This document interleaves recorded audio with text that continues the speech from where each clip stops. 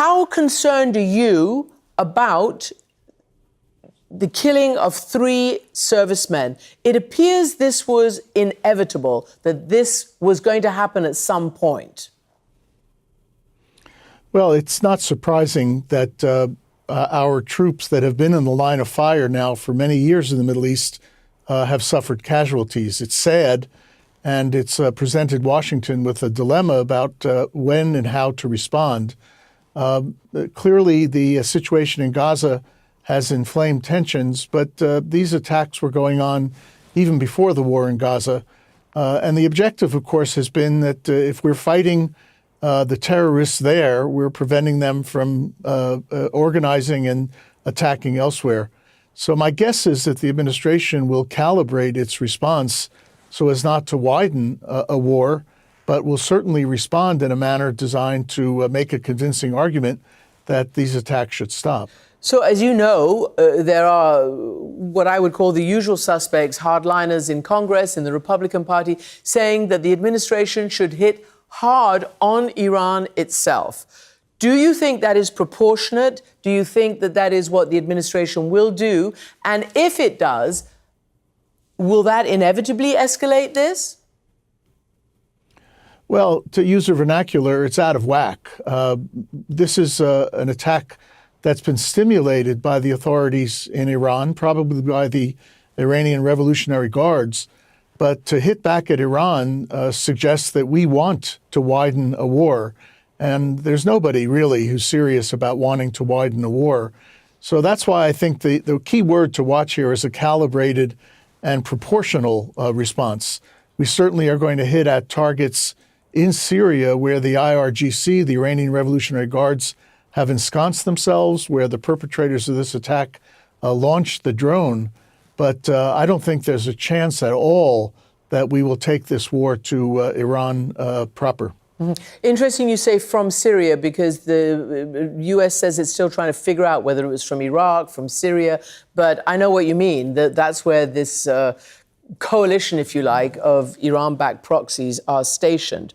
I want to ask you another question on this regarding the urging to go to war against Iran itself. A Democratic strategist, Simon Rosenberg, basically said about the GOP, if you are unhappy with Iran today, first thing you should do is come out for funding Ukraine fully. Nothing will embolden Iran more than a Russian victory in Europe.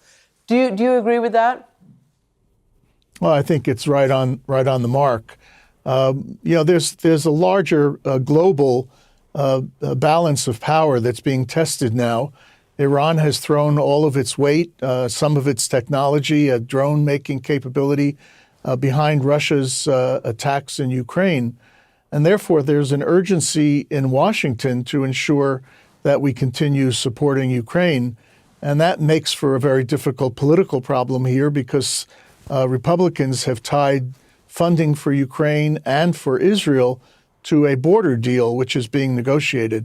So it's a very complex intersection of foreign and domestic politics. But I think that Rosenberg's exactly right, that the last thing we would want is to pull back from Ukraine or to walk away from the Middle East and allow both Russia and Iran to score a success. Let me just switch now to the Israel-Gaza war against Hamas.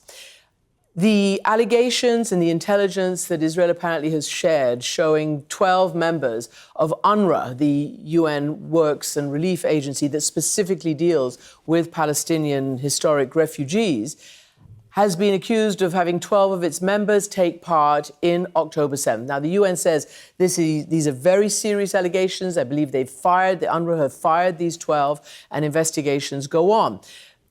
Let me ask you first, should the United States and the donor community suspend funding, which affects then the aid into this beleaguered enclave right now? Well, I hope the suspension of funding by the U.S. and 8 or 9 other countries is a temporary action designed to put pressure on the UN administration to take some serious steps to reform UNRWA. If the funding suspension goes on for too long, it will have a very deleterious effect on the humanitarian situation on the ground. And even Israel admits that UNRWA is the best positioned UN agency to deliver that humanitarian assistance.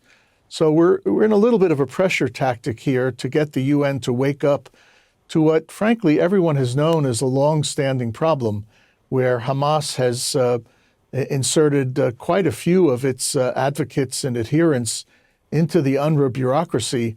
And now we find out that some of them actually engaged in October 7th massacre. So again, I hope it's a short-term pressure point and that the UN acts swiftly to try to deal with it so that the funding can be resumed.